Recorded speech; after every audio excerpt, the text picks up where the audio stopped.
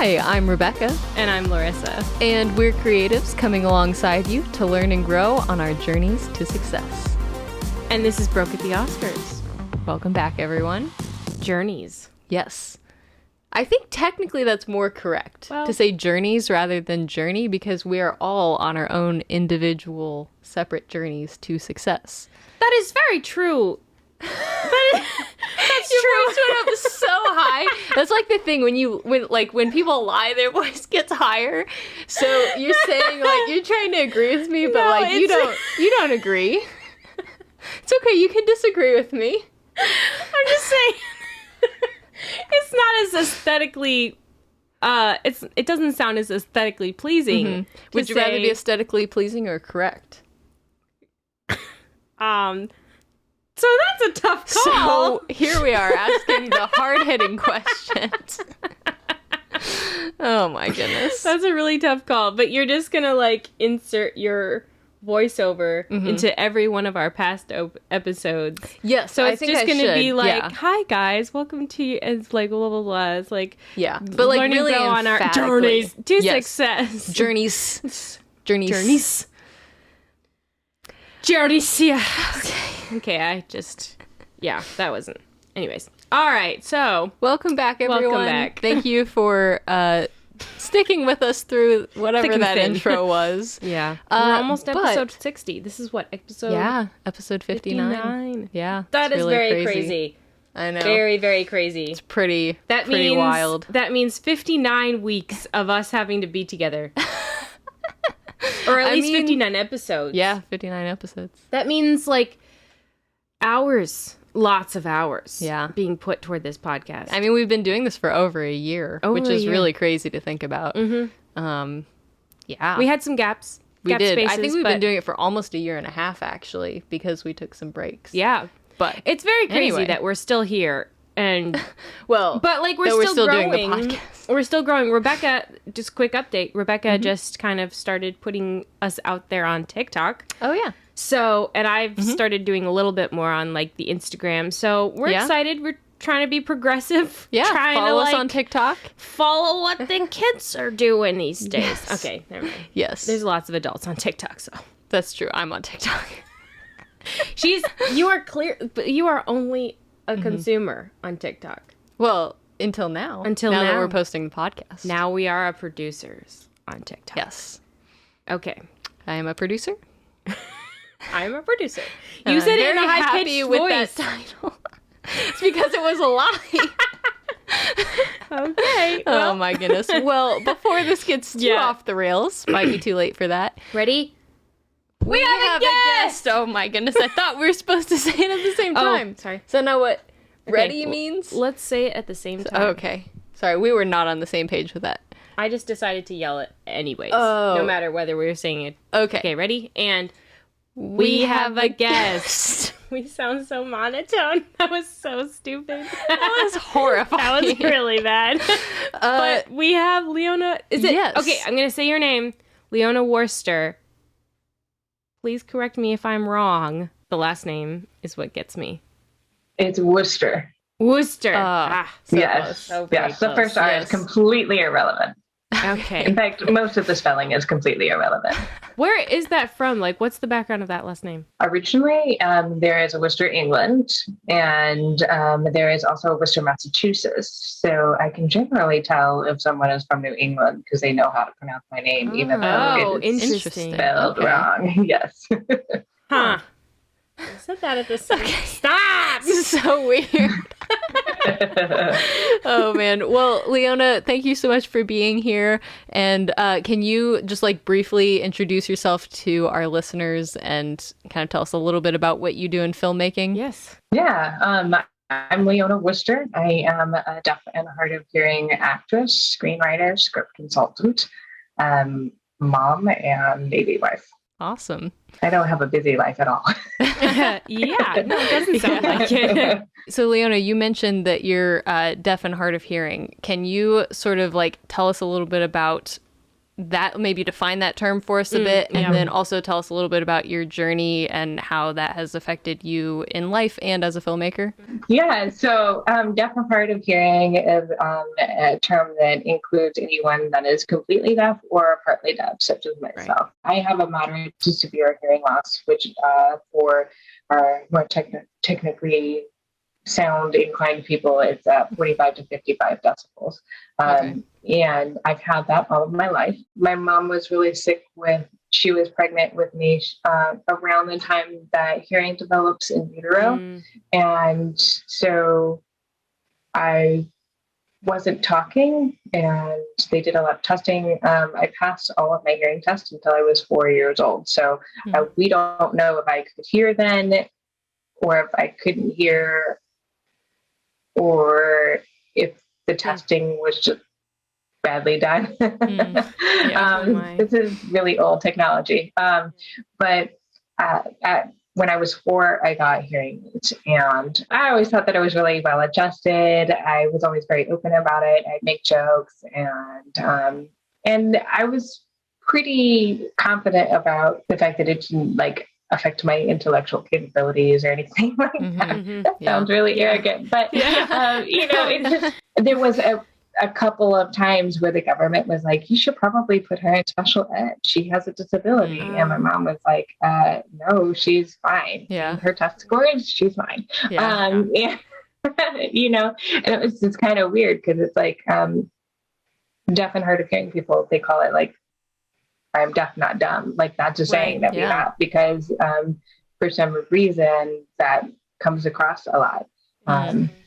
Anyway, so I always thought that I was really well adjusted. And then, as so often happens when I had kids, I realized a lot of things about myself that I did not realize before. And specifically when my oldest was born, she was diagnosed with a mild to moderate hearing loss. And we did not realize it was genetic.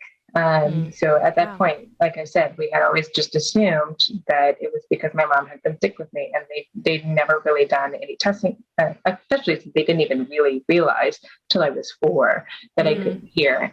And when we found out that my daughter was also partly deaf,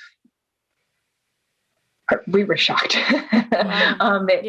had kept calling us back in for more testing. We're like, what is this? I just want to be home with my daughter. I want to recover. I want to, bond.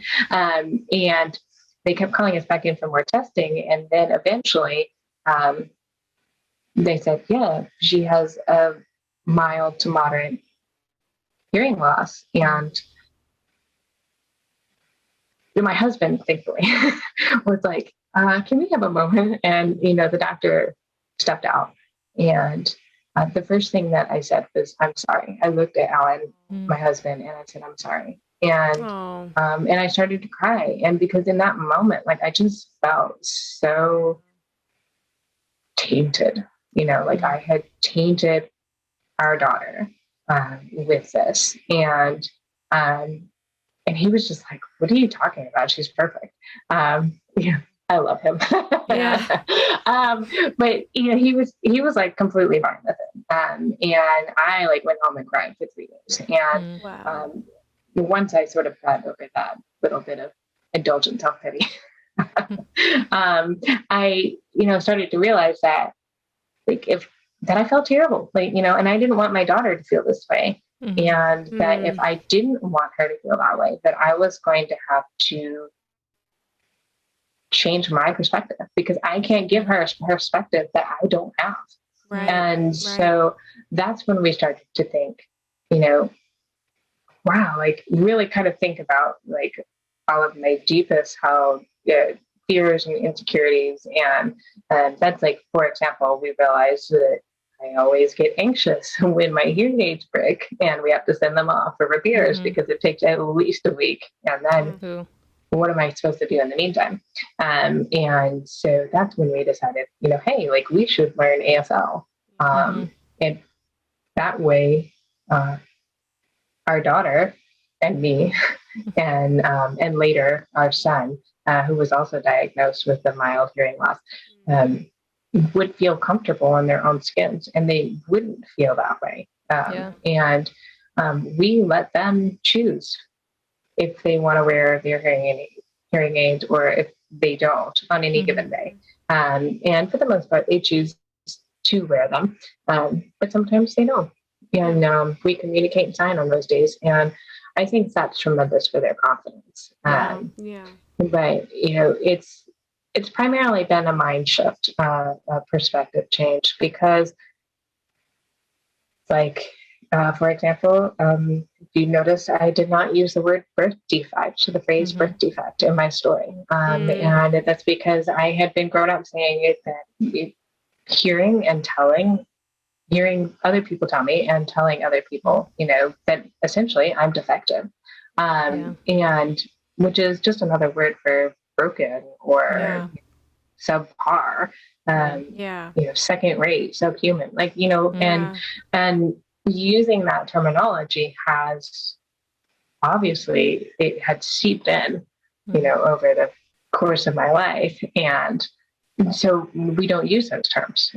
We tell the story differently, and there's other terms and other things, but essentially just having to change the perspective in saying, this is the way that God made me.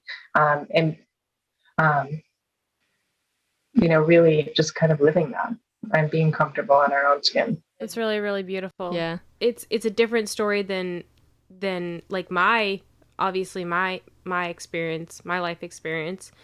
But I think in a way that's a very human, like, thing that we can all identify with. We don't always have, like, big things, in our physicality or whatever, but like, we have differences in our personality that sometimes, we have to adjust with. I mean, they may be smaller or, like, lesser prevalent things, but I think that's something that everyone can identify with, coming to terms with who they are and learning to work around their problems, work through their insecurities, and be comfortable and accept that they are beautiful the way that God made them. Yeah. And that's something and I think it's definitely a journey. Like, and I'm learning to be gracious with myself, because, like, I just told you that story, and it's a bit of a tearjerker sometimes when I tell it, depending on how I'm feeling about it. But, I still struggle to use proper terminology, for example. Sometimes an old terminology will slip out, and sometimes there's, like, words like disabled or disabilities, and they're just so common, and trying to not use those terms is awkward. I love the idea behind the term differently abled, but it's so awkward to use in regular conversation. So I feel like we just need a new word. I don't know, because I don't like saying, a person is disabled, because that implies that their entire identity is wrapped up in that one thing that they're not good at. Whereas if someone has a disability, I feel like that is a little better.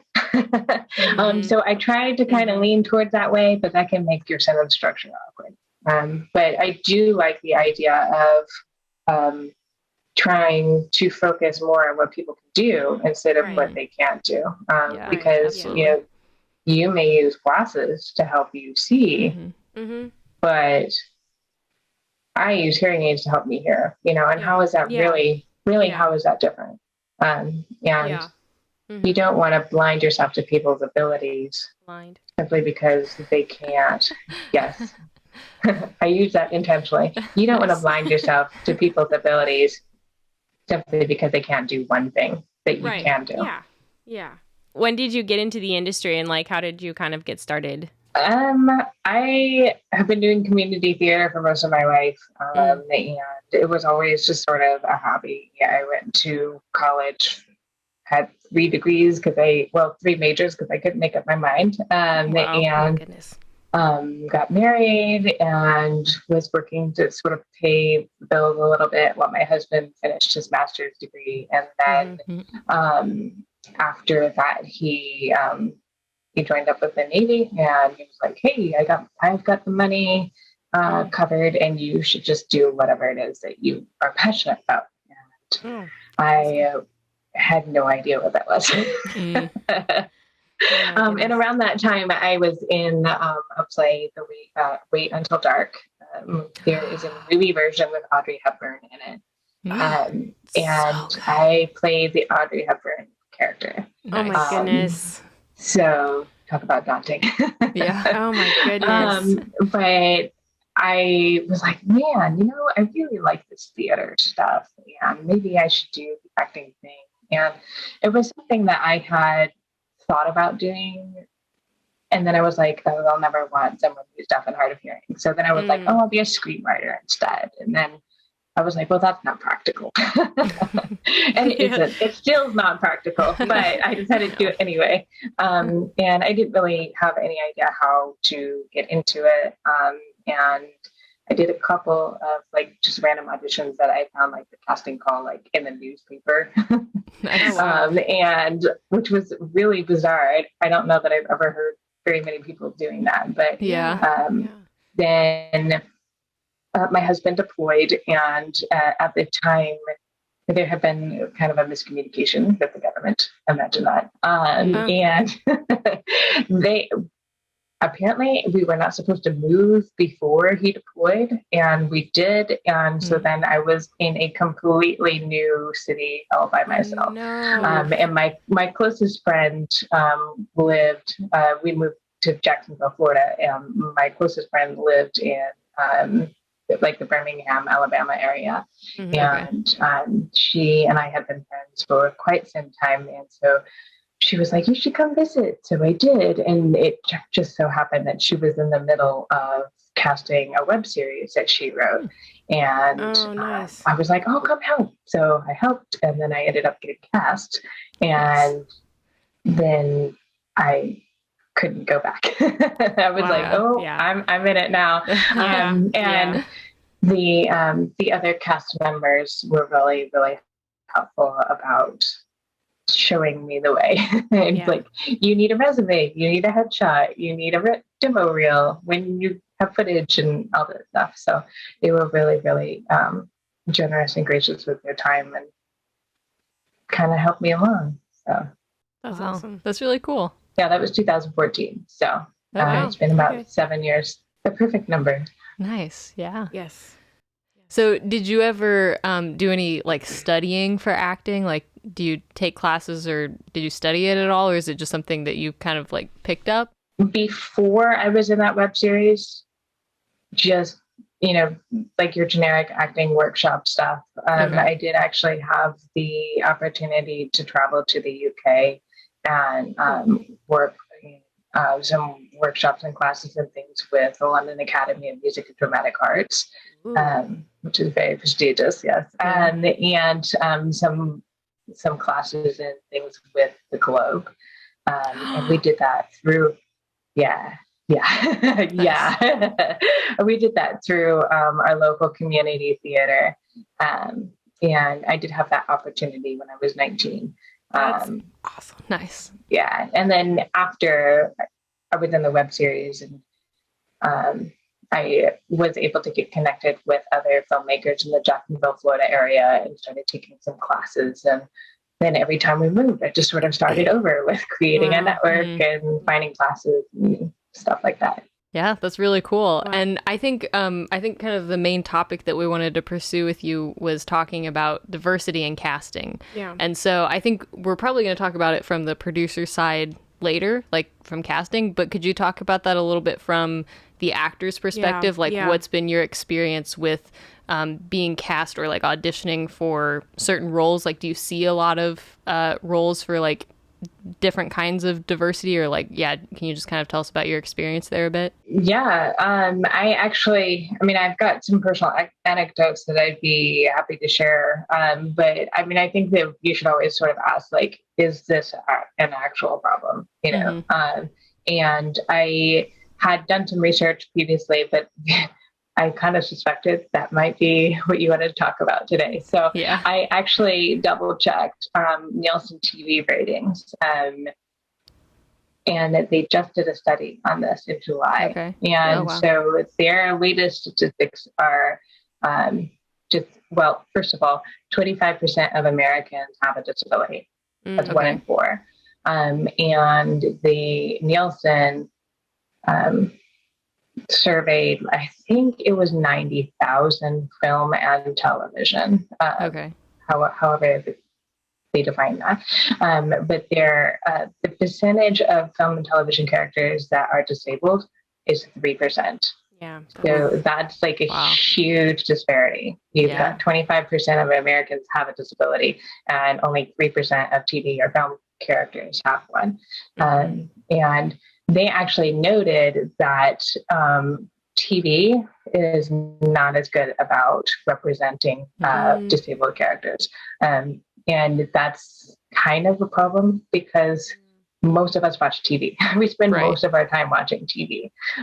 So most of the film and most of the media that we are consuming does not represent a quarter of our population. Yeah.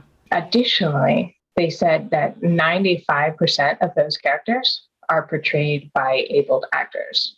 So of that 3%, 95% are not even disabled personally. Yeah, so you've got characters that are disabled, but they are being portrayed by actors that are not.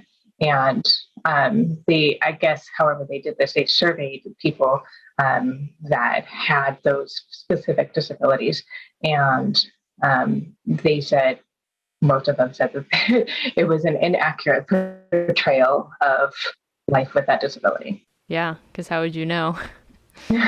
Well, apparently they didn't ask. I don't know. I guess. You know? Yeah, that's really crazy. This is really huge what you brought up, and I really love this topic because I get passionate, I guess, in other words, about having diversity in casting and allowing anyone to experience the possibilities, the work that, we all do. And I really like that you've brought this up because I think it is really important to have like people who know the real life playing the characters who are supposed to be that way. It like gives you a reality in the film, and it also like I think it helps your film be better in some ways. I don't know if you guys have watched The Peanut Butter Falcon, but I actually got to work on that. I wasn't credited because I didn't get paid, but I got to work on it for like 2 weeks. And the main kid had Down syndrome in the story, and they hired an actual Down syndrome boy, and that was his first really big role.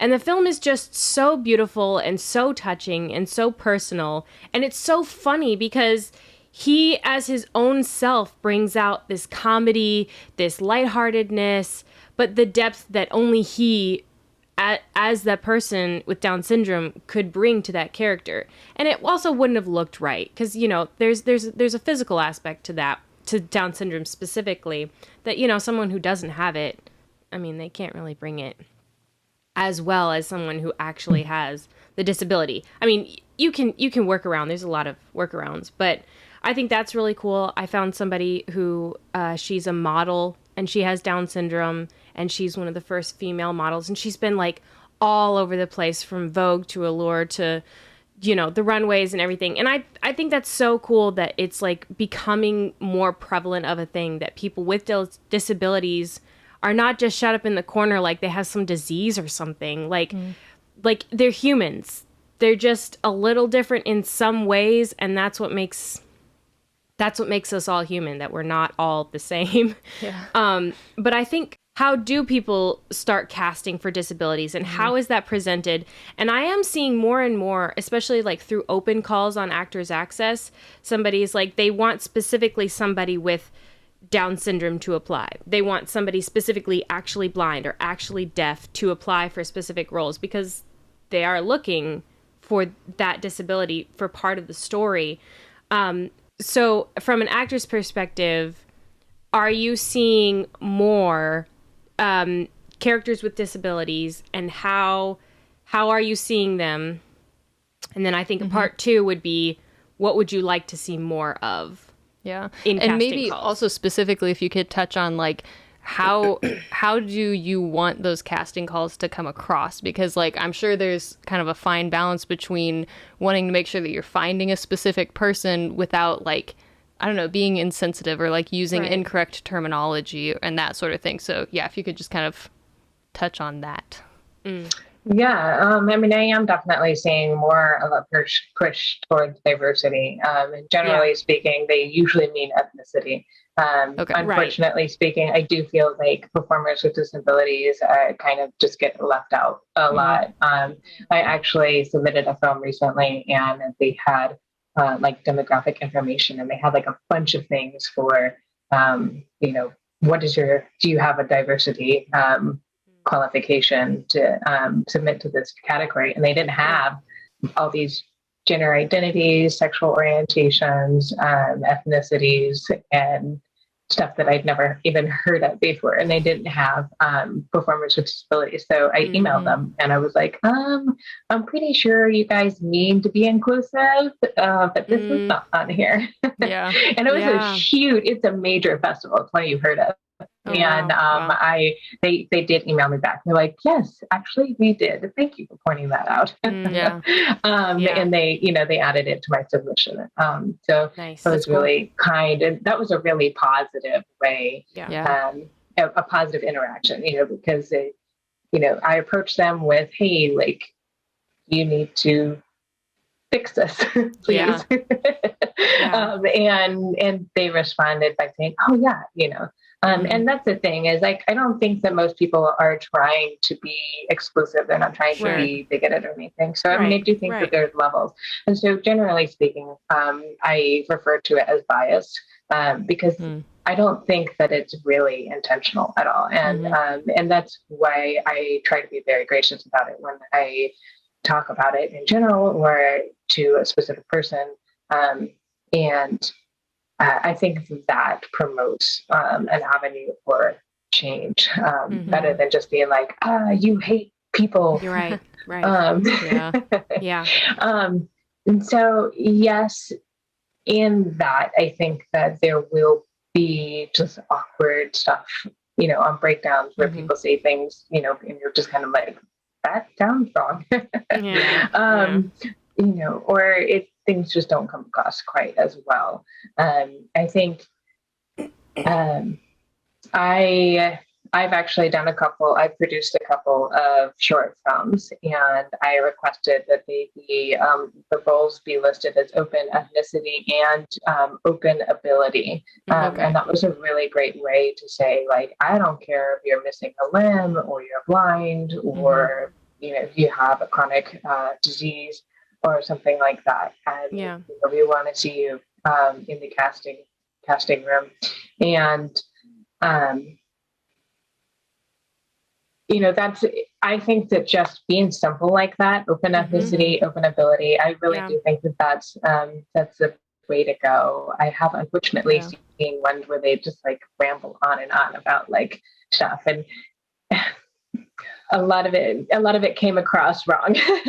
Because there's so many things when it comes to like ability or like gender or ethnicity or whatever. It's like, if you start, it's one of those things, it's like when you're giving a thank you speech at the Oscars, if you start listing people, you're gonna forget someone, so it's like that's a really great way to kind of like simply include everyone, so that's really cool. And not just forgetting someone, but in using polite and inclusive and non-offensive terminology.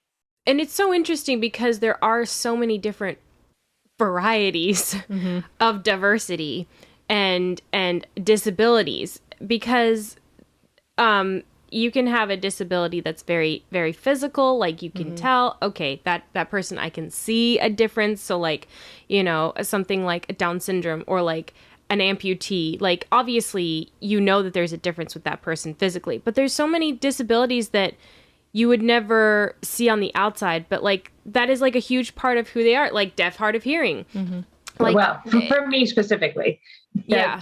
For me specifically, that is the case because I wear hearing aids, and most people just can't tell. And that's, well, okay. So let's just to define terms, deaf and hard of hearing real quick is, or sometimes you'll see it written out as DHH. And it is an inclusive term for everyone that is can't hear at all. And people like me who can hear a little bit, people who wear hearing aids, people who wear cochlear implants, or people who choose not to try to live in the hearing world and choose to communicate primarily by sign. So that includes everybody. So my experience as a deaf and hard of hearing individual may be completely different from somebody else's. And, but I mean, I've definitely had that conversation. I actually, unfortunately, had an unpleasant conversation with a casting director one time, in which she was expressing concern that there was not enough diversity in the project that she was filming and the project that she was casting. And I said, well, I'm deaf and hard of hearing. And she essentially applied that it didn't count because you couldn't tell. And then later on, with reference to an amputee, said that was distracting. And so it was kind of like, okay, well, now this is the catch-22. Like you want to be able to tell, but you don't want it to be distracting. So essentially what you want is you want credit for diversity without actually really having the heart behind it. And I mean, a way for it to become less distracting is for it to become more normalized in casting, and then it will end up being less distracting. So yeah. And I think that's really important too. I mean, as a writer, something that I try to keep in mind is generally speaking, when I write a script, I don't write an ethnicity, I don't write physical description, because I want to be open-minded, as a writer. And I do think that that's important to keep in mind. That, I mean,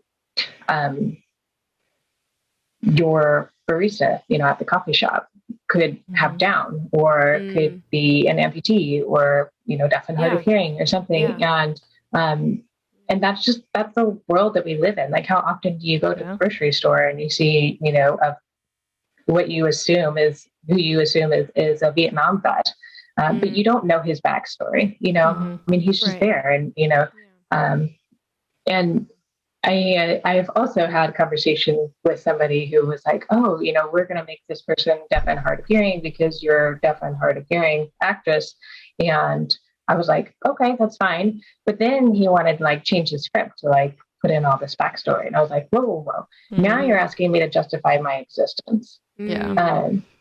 Because I can't just exist like the barista at the coffee shop. Now I have to have a backstory. And that's really subtle. That's an example where I think that he was maybe spitballing and was just like, oh, how can we make this even better? Because of this new factor that we have. And I don't think he realized, that was like, no. If I'm just a day player, I don't need a backstory, even if I have a disability. I think just what you said just there, that's the important thing, is story first. And that's just with an understanding that your story is first. You bring in people that will best make your story the best and most human and most beautiful possible.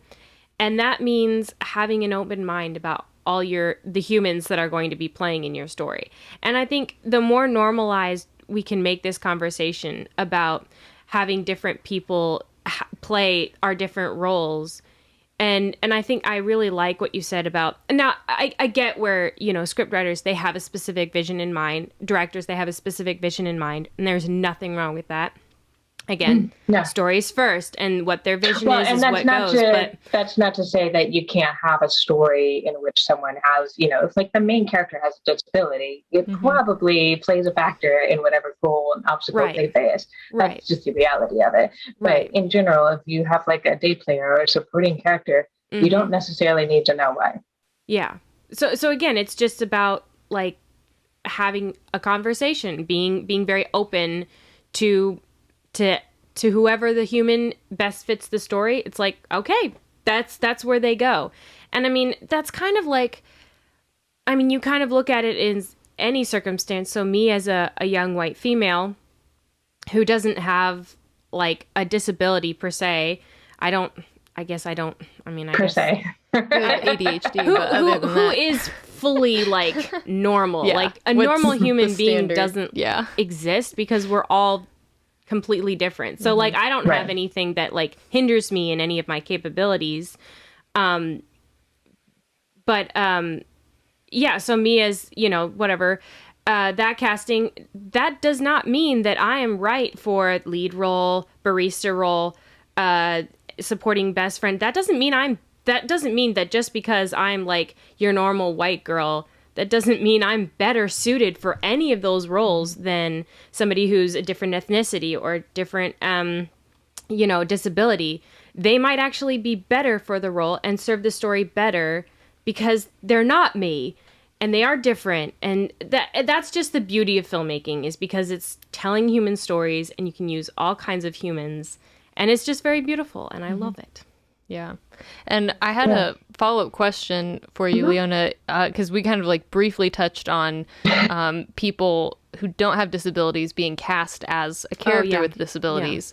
And I was curious if you could talk a little bit more about that, specifically wondering if there are instances where maybe that is the best solution, maybe depending on what the disability is. It might have some like very practical, like make it difficult to film. Right. And so I guess number one, do you think that there are ever times where that is appropriate? And number two, like how would you want the filmmakers to go about telling that story? And I mean, obviously like asking questions and that sort of thing, but yeah, could you just kind of like talk through how that should go?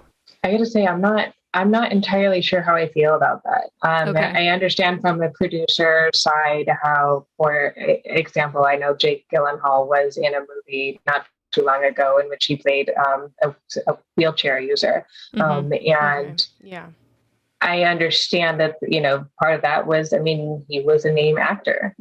So, I mean, I get that. On the other hand, there are talented people, of all abilities. And I'm starting to lean away from that idea.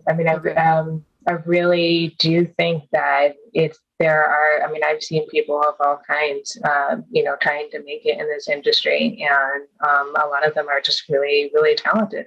And I was really struck lately. Marley Martin is the first and only, I think, deaf actress to win an Oscar. Okay. And she's also, last time I checked, the youngest actress to win an Oscar. Nice. Wow. And she is completely deaf. She uses an interpreter all the time. And she actually just made a movie called CODA. CODA stands for Child of a Deaf Adult. And that movie is about a deaf family that has a hearing child, and how that child feels conflicted about pursuing her dream in music. So, lots of tension and conflict there. And I haven't had a chance to see it, but I did watch a couple of interviews with Marley, and she had also produced recently a short film about a deaf blind guy, I think in New York City. I'm not entirely sure of the setting, but the lead character was deaf blind, and they chose to cast a deaf blind actor. Wow. And as at least when you're Marley can communicate through sign. And so, I mean, I'm thinking, wow, like how difficult was it to film with a deaf blind actor? Right. And so I think that we're all capable of a lot more than we think we are. And it may, I think that's true of anybody, regardless of your ability, is that we're all capable. And so, and seeing that and seeing things like The Quiet Place, the young lady is deaf, and in that one as well. I'm just seeing that there's so much good that can be done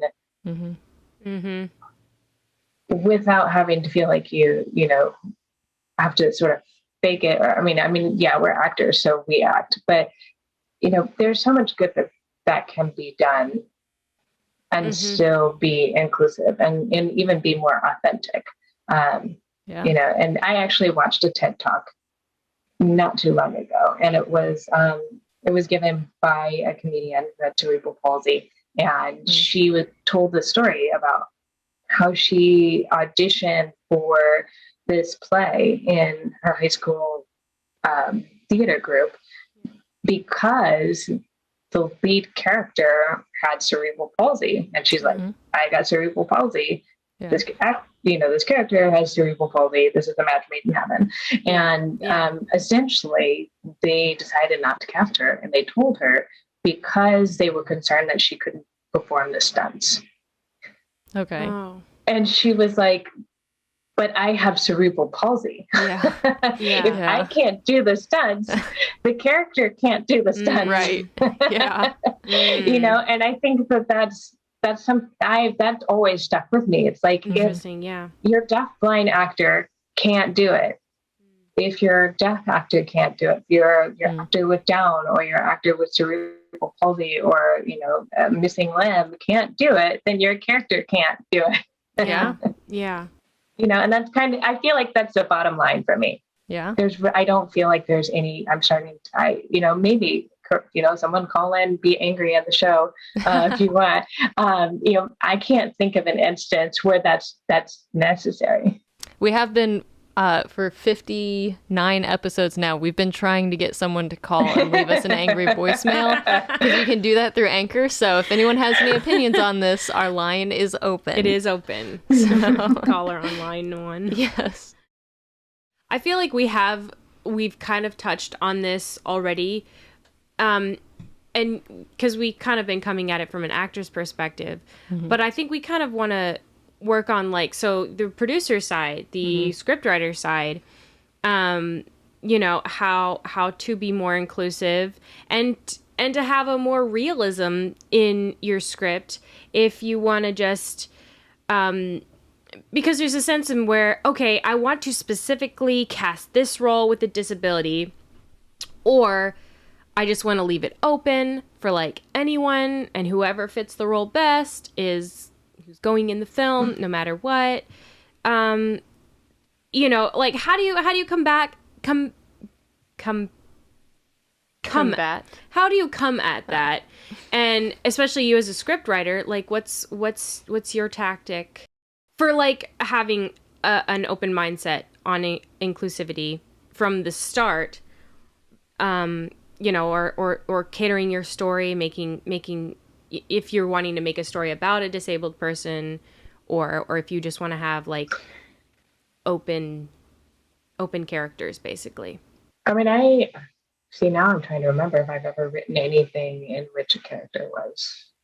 Oh yeah, I have actually written a couple of things. I have not ended up casting those, but I have written a couple of scripts that had oh my gosh, I'm so stupid. Of course. I mean, we wrote Fool's Gold. I mean, we did do that. We did. Yes. I wrote Fool's Gold. As you know, you should let me get away with saying that I had not written well, Fool's Gold, it was a 48. So well, but it's still a script. It counts. Yeah. So for Fool's Gold, I wrote a deaf and hard of hearing character, because I was also one of the actors on the 48 team, as you know. And that was actually my first deaf and hard of hearing character. And I think that's crazy that that's your first one. Yeah. Well, I don't know. It just never, I mean, I did a lot of auditions for ASL, especially nowadays. I feel like that's more common. You see it a lot more in commercials, and it's kind of one of the, I feel like the more popular performers with disability kind of skills, and this is like the more popular character to write. And for the 48, I wasn't actually initially going to act. I was kind of one of the backups, and then we ended up wanting to put in a deaf and hard of hearing character, and specifically because of some of the requirements that we had. And I was like, well, I'm the only one on this team that can sign. So I guess that's me. And I didn't really think much about it at the time. And then I was watching Rebecca edit it and seeing myself sign. And there was just something really special about it. You know, I mean, when I was writing it, I was like, I got to get the story. And when I was acting it, I was like, I've got to get, I got to make sure I sign this right. It is my second language. So I was like, I got to make sure I get this right. And then I didn't really have time to like sort of digest it until I was watching the editing happening. And, it was just so special to kind of see myself on screen signing, like being representing a large part of who I am. And I mean, it was exciting. It really was. And I mean, I don't even know if I can describe it accurately, but it felt so. Now there's a long awkward pause. I was trying to think of the right word without using a filler. It just, justifying is not the right word. Like, because I don't feel like I need to justify my existence, but it was so like, just, I don't know. I'm at a loss, guys. No, it's okay. Yeah. So, I mean, I don't think most of the time I just write the characters, and, so maybe I should write more that are intentionally, someone that has a disability. But for the most part, I like to write characters, and then as the story grows and develops, and especially as it goes for production, just sort of let it grow, and and that's where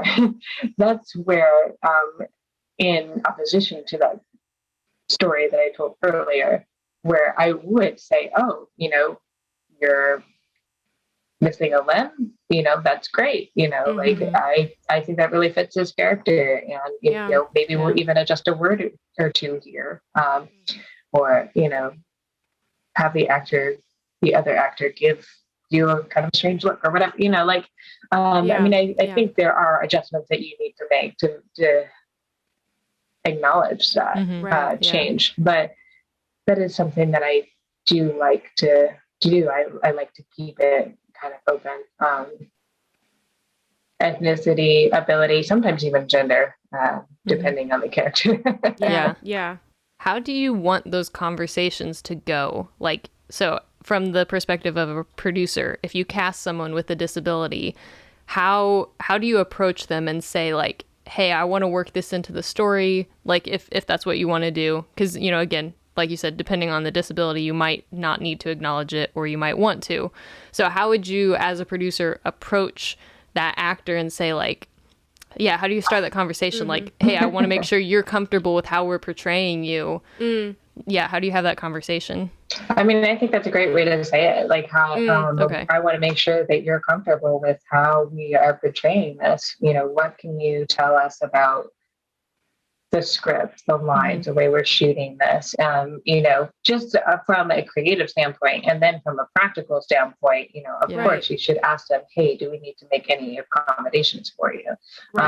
So like for me, I don't need an interpreter because I wear hearing aids and I can communicate through speech. However, if I'm going to do a water scene, I got to take these out. Right. So that makes it a little bit more complicated. Right. But I mean, it's not impossible. I did do a water scene where I had to fall into a lake, and we did everything up to the fall. We did the fall on a mattress a couple times. We cheated it. And then we did the fall. I took the hearing aids out, and then we did the fall a couple times. And then a couple of the lines right when we first come out of the water. And then I put the hearing aids back in, and we did those lines after the fall into the water when we're coming out. And, that's just how we did that. And it wasn't really that bad at all. So, I mean, that's just me. Other deaf and hard of hearing actors are going to need an interpreter. Other people with a disability, they may need rest or something. I don't know. So I don't even know, because I don't have that disability. I have what I have. So. Well, in some respects, it's just like kind of learning another language and learning how that person communicates, no matter even, and then learning how what their body needs, what their mind, spirit, soul needs. We're all humans. We all have issues. Yeah. And sometimes, a disability might take a little more like of a mental tax. So like they need more rest. They need more, they need a shorter day. Especially if you're one of those people that has like a chronic illness, for example, that would be an example where they might need more rest. And then, but it's like learning another language. And I mean, you'll watch foreign films and you don't know what they're saying really, but you have the subtitles, and that's what we were able to do with your sign language. I can't even do your sign language. We had subtitles. And so it's kind of like just, it's, I don't know, like if we treat it like it's weird or this is strange, like then it's going to be. But if we treat it like this is normal, like people talk in different languages all the time. Like I work at a coffee shop, and I was rolling silver, and there was a table behind me, and they were speaking another language. They were from another, like an Asian country. I don't know exactly what country they were from, but I just thought it was so interesting that it's like, we don't really think about it on a day-to-day basis, how diverse we all are as humans. And you don't really think about like somebody's just talking in another language. Like we have a lot of Hispanic people, so they're speaking Spanish all the time. We're just like, but it's what normal. Are they talking it's about? Normal. Like, you know what I mean? Yeah. Like, what are they talking about? They're talking about things that we all can understand. And that's like, what's so weird about it is, they're talking in a different language, and that makes us different. But the human experience is so common. I mean, they're probably, telling their mom that they promise they will clean their room when they come home, and we all laugh at that. Yeah. But that's true across no matter what language you speak or what country you're from. Right. Like, I think most people that I know that have a disability, they're very, very gracious about it, and they're willing to educate people that want to know. And so, I mean, I feel like if you're humble and you go to whoever it is and say, hey, like, I want to learn more. I want to, do better. What can I do? How? I think that most people would respond very graciously. That's cool. And as you said earlier, or maybe I said this, I don't know. Somebody said, the more that we make diverse casting normal, the less awkward it becomes, because it is more normalized, and we know better how to communicate with each other. And like you said, we already have like that base human experience that we can use that as a springboard for communication. So and I think it's already like we're already on the right track in this era of filmmaking, where it's like the ethnicity diversity is like so much more, like there's so much more room for ethnic diversity, and gender diversity, and so I think it's just one more push for more disability. Yeah, it is. And so I think it's coming. I feel like it's coming into a new era where it's just going to get better and better. Yeah, hopefully. And that's something to be excited for. I hope. Yeah, we hope. Yes. But like we can be the change, you know, they say like you be the change. So it's like, I definitely want to be kind of on the forefront of that. And I'm excited for doing that. Like I was super excited, like in our 48, like we had ethnic diversity and we had disability diversity. And I was like, in a 48, in a 48. In a 48, yeah. I was like pretty excited. Yeah. That's something I noticed with my short film too, because like I said, we did open ability, we did open ethnicity. And then I, you know, looking back, you know, my production team, I had multiple ethnicities. I can say this word, multiple ethnicities and multiple disabilities. And not just me. And we weren't trying. You know, we weren't trying for that, other than just saying, you know what, we're open-minded. Right. And, you know, I mean, we got someone with speech impediment. We had, you know, I'm deaf and hard of hearing. You know, we had at least 4 ethnicities on a short film, you know, you know, and I mean, I wasn't going out there saying like, okay, well, you know, I cast a white person in this one, so this one has to be black. You know, like that's not what I did. Yeah. And this is so touchy, and it is kind of an awkward conversation, you know, and I get it because I feel like I live in both worlds, you know, because you can't tell. I feel like I live in the white woman world, but also in the performer disability world. Right. And so I'm a diverse option, but I'm not. And, you know, I can kind of see both sides. And even sometimes like just the word diversity, I just sort of roll my eyes, you know, because I'm like, oh my gosh, here we go. And it's kind of like a hot topic word right now. So it's such a buzzword. And I think that it has a lot of, it packs a lot of meaning for a lot of different people. You know, I know what it means to me, but that may mean something completely different to you or some of our listeners. And I know that I've witnessed people online, you know, like, oh yeah, I'm going to use this to my advantage, you know, and I want as much consideration, you know, I want more weight, you know, given to me as a potential casting option because of this. But like, I don't want that. Like for me personally, like I don't want any more consideration just because I'm a diversity option. Right. Yeah. But I don't want any less either. Yeah. You know, and like I don't want someone to be like, oh well, I don't know. You know, like we might as well cast this other person. You know, that person is mostly just as good, and you know, like, you know what I mean? Like for me personally, I don't want more, but I also don't want less, and I know most people don't want less. But I'm not sure that I've ever met anyone personally that wants more consideration because of that. Yeah. You're saying you just want equality? Is that what you're saying? Or equality? Equality? I'm not sure which. I have equity. I'm not exactly sure which terminology that was. Oh boy.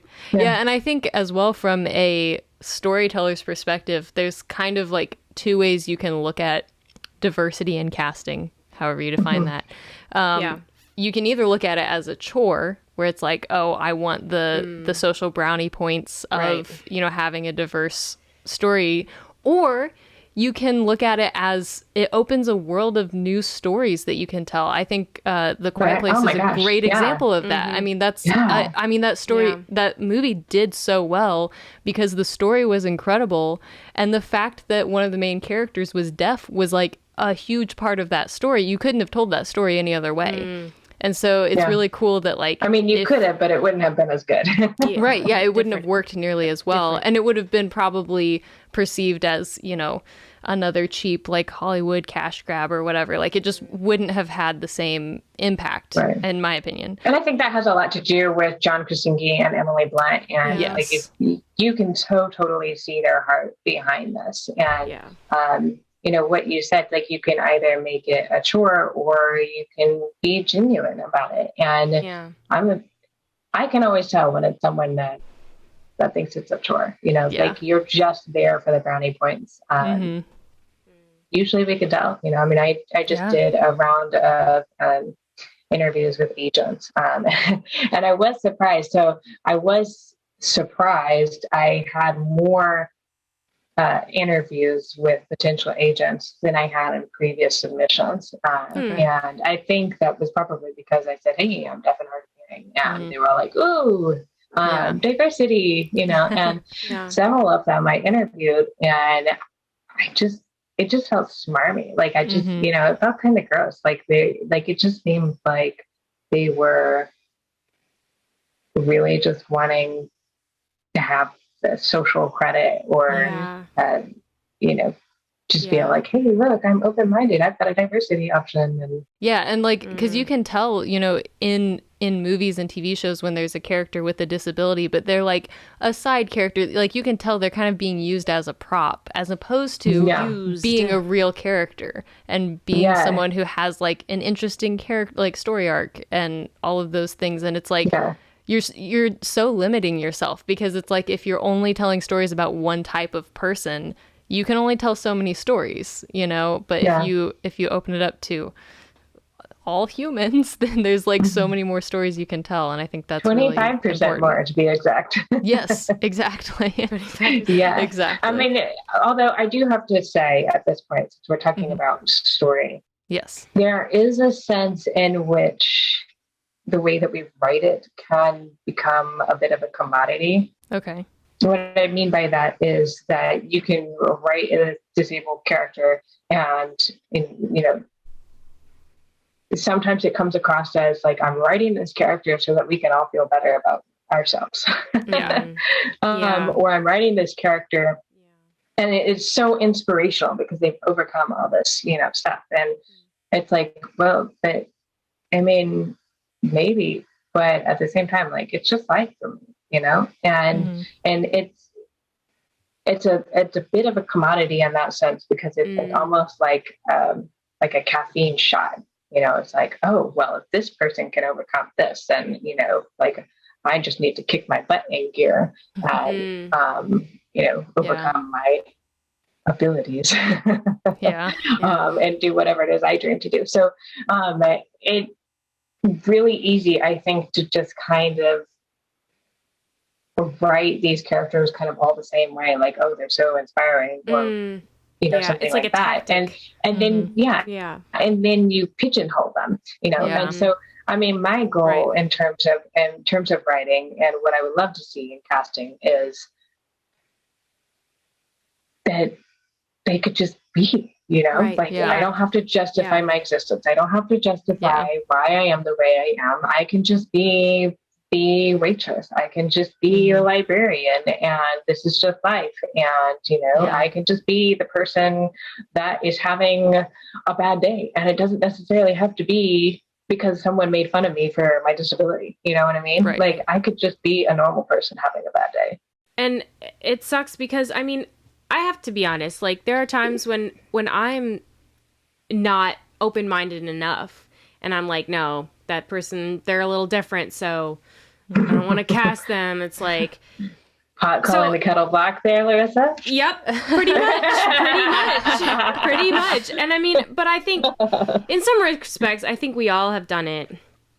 No, totally. Well, I mean, I guess I speak for myself. Maybe y'all have not done that. No, I think you're correct. Yeah. I've definitely done it. Yeah. And I mean, I'm sorry, and I apologize for that, because that's not really the right attitude to come at it. I think there is a sense in which, it's like, okay, that person, I mean, yes, they are different. I don't think they're right for the story. And I think it's okay to be honest. Like, if they're not right for your story, if they're not part of your vision, it's okay to not cast them. And I think if in the sense that you did cast them because you're like, I have to, then it's like, now you've just fallen into the wrong cycle now you've just fallen into the wrong thinking, instead of coming and rewiring your thinking and coming at it with an open mind. beforehand, but having your decisions in place. Like, so if, you know, me as a director, like I already have like a vision in mind. So like I'll have thoughts for my characters. If somebody doesn't fit within that vision, no matter who they are, they don't fit. But like having already thought about what I'm going into in casting, I already have, okay, I'd be open to other ideas. So having that open mindset before you even come to the casting table, you know, within the parameters of your vision, I think that's probably a better mindset, because now you're going to treat everyone equally within the vision that you have for that character, for the whole vision for the whole story, because you also have to look at, you know, who works best with each other, and diversity, ethnicity, just simple things like hair color within the same, you know, ethnicity, or diversity. I mean, like body type, that all, it all fits. And like, I do think it's very, very cool with casting, and I've only done it a little bit so far, and I'm very excited to do more. But like finding, okay, so you have your talented people, and then you cast, you know, based on your vision, which doesn't necessarily mean that the people you don't cast are not talented. It just means that they didn't fit your vision. Right. And I understood that a lot more when I did the two short films that I did, because I was on the other side, and I learned so much from that. Yeah. Especially because we were able to have a casting director, and we were able to use Actors Access, and I got to see like the other side and how it works. And I was like, oh my gosh, like all these workshops where they're telling us, stop doing this. We are right. All of those actors really do that, you know? Wow. Yeah. Casting directors have to have so much patience. Yeah. Yeah. And I did notice that. Like I noticed that there were a couple characters where I had like this specific idea of what this person would look like. And then I got into you know, the top 10 that the casting director sent us, and that the person with the best grasp of the character was not the same person who looked like what I thought the character should look like. And I really had to come to terms with, you know, my bias in that sense of what I thought the character should be. And I think that's, we came away with a really, really wonderful film. You know, I think the other actor would have done, you know, fine. I mean, she was very talented. She just wasn't quite the character that we were looking for. And, you know, I think that choosing the one that had the better character, and maybe not necessarily the look that I was hoping for, was the best choice. And, you know, and that's where I was like, oh crap, can I swear? I'm sorry. Crap is not a swear word. Oh my gosh. We'll just bleep it out so everyone thinks that you actually swore. Yeah, we're gonna Oh my goodness. I did not swear. Yeah. We could just cut this part out. Yeah. Were you homeschooled? Yeah. I was. Just a little, can you tell? Oh my goodness. Am I blushing? I'm blushing now. Oh no. That's so funny. Yeah. I was saying something semi-important, I suppose. We need to have diversity and allow homeschoolers to be casted. Well, that's taking it a little too far, I would say. Even though they don't swear. Yeah. Oh my goodness. You know, but that was an instance in which I realized I was not being as open and minded as. I'm going to back up again. That was an instance in which I realized I was not being as open-minded as I should have been. And that's probably where it's probably like helpful to have a casting director, like for that reason, because you can, you know, talk to them and say like, hey, this is how I want to approach diversity. And you can give them as much or as little of your vision as the director as is helpful. Cause like where you're saying like, you might have a specific like type of person in mind for a role, but if you don't want to like pigeonhole the character, you don't have to tell your casting director that, and they're just going to show you the top 10 most talented people or whatever. And so then that might give you an opportunity to kind of break that that I don't know, that idea that you had if something else works better.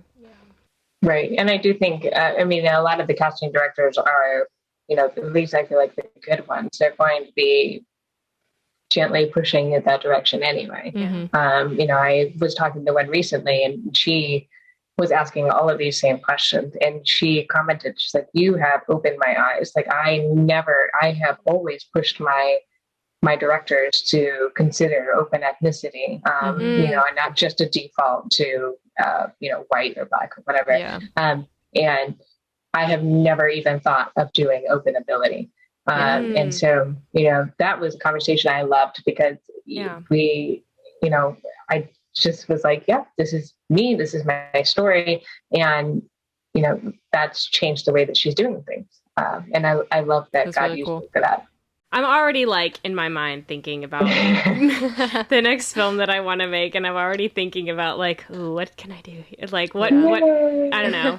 I mean, I mean, you can have all kinds of ideas, but at the end of the day, it's like who your talent pool, like where you have to pull your talent pool from. Sure. So it's not like I can pre-plan everything, but Yeah. But going into it with an open mind. It's just exciting Yeah. to think about. Yeah.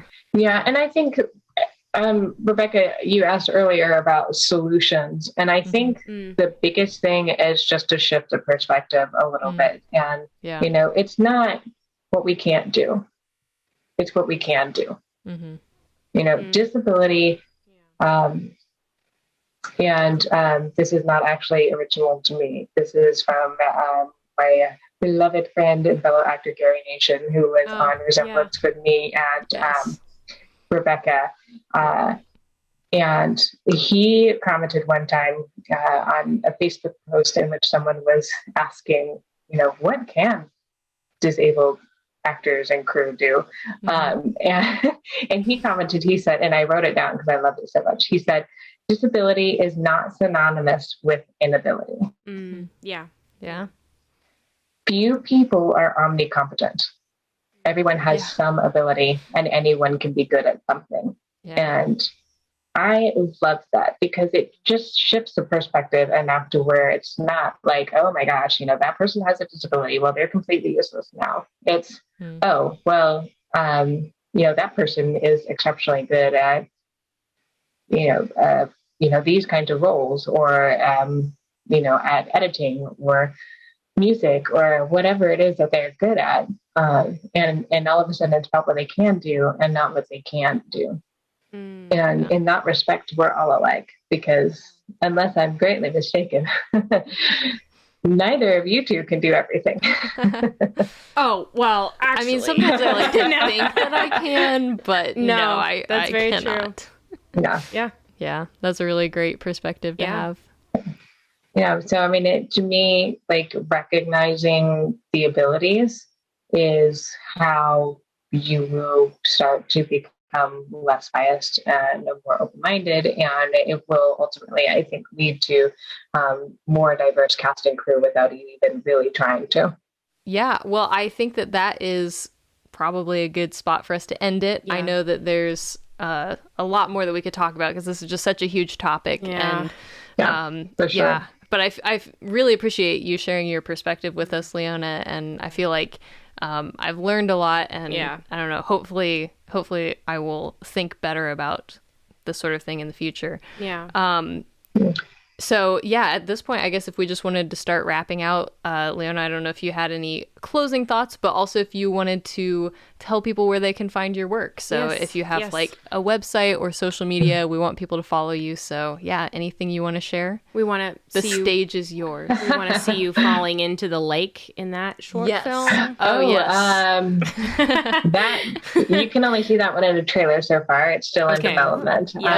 But you can find, I try to keep things where you can link to other stuff from the one spot. So the one place where you can find the most things is probably my website, leonaworcester.com. Good luck spelling Worcester. Yeah, do you want to spell that? So that, oh, you know what I should do? I should actually teach you guys how to say Worcestershire sauce. Okay. Okay. All right. Okay, so first say wuss. Wuss. Stir. Sure. Oh dear. Oh boy. Worcestershire. Worcestershire. Did I get it? Did we get it? Worcestershire. It's Worcestershire. Worcestershire sauce. Okay. Yeah. So congratulations. I would usually end up, at home. It's just like, what's your shosh? Full disclosure, my family calls it Allen sauce because that is my husband's name. It's really good. So they just call it Allen sauce. That's what I'm going to say from now on. So good. Kind of morbid if you think about it. Yeah. Don't read too much into that. Yeah. Yeah. So my most of my stuff can be found on my website at www.leonaworcester.com. Okay. WOR. Well, is it WORSTECER? No, I don't know. No, wrong. Not quite. No. All right. Okay. For everyone listening, so you're not confused. Don't do it. Leona, Yes. Leona. Yep. Worcester, WORC as in Charlie, E as in Echo, S as in Sierra, T as in Tango, E as in Echo, R.com. And yes, I have to spell it out like that every time I'm on the phone with anybody. Wait, how do you spell .com? Charlie Oscar Marley. Mike. Okay, Mike. Great. Okay, I just wanted to make sure. Whenever I'm doing that with people, I always like, what are the words? What are words that these letters me start anytime with? I run a slate on set, like, wait, which one is this? It's always funny to me because sometimes you can get like a military discount or something. And if I spell my name like that, they're like, you know what? No ID is necessary. I know you're military. Yeah. It's really good. Well, and from my website, you can link to my Facebook. I don't run the Facebook page anymore. It's still up. But I post things that I would post on the page on my personal profile publicly. So if you want to follow me, there you can. I do not promise to friend you. Most of my private stuff is just like kid pictures. So it's not anything film related is public. I promise. There's no like secret dealings happening behind the scenes. So it's mostly just family stuff on the private side. But you can follow me there. That's pretty much it. I really downsized a lot after Facebook made the algorithms all weird. And then I was like, I have 2 children under 3. No, thanks. I'm not messing with this. So yeah. Yep. Nice. Well, awesome. Well, nice. Thank you again so much for being here. And he's still trying to pronounce her last name. No, I'm just saying it. My goodness. Practice makes perfect, right? That's Perfect so practice good. makes perfect. Yeah. That's really good. Well, thank you for having me. I really enjoyed it. I love talking to you guys. Yeah. No, this has been really, really good. It has. Yeah, this is obviously something that you're very passionate about, and I appreciate you sharing with us. And thank you for giving me a platform to share. Of course. Yes. Yep. Yeah. Well, thank you to anyone who's been listening or watching, and anyone. Just anyone who's been listening and watching. Please watch. Everyone. Thank you. For viewers like you. Comes full circle. So for everyone who's listening and watching, thank you for listening and watching. Go follow us on TikTok. Apparently that's a thing we're doing now. Subscribe to YouTube. Follow us on Spotify. And until next time, follow us on Instagram and TikTok. Subscribe, Spotify, Apple, Google. Yep. Everywhere Smash that like button. Yep. And until next time, we'll see you on set. See you on set.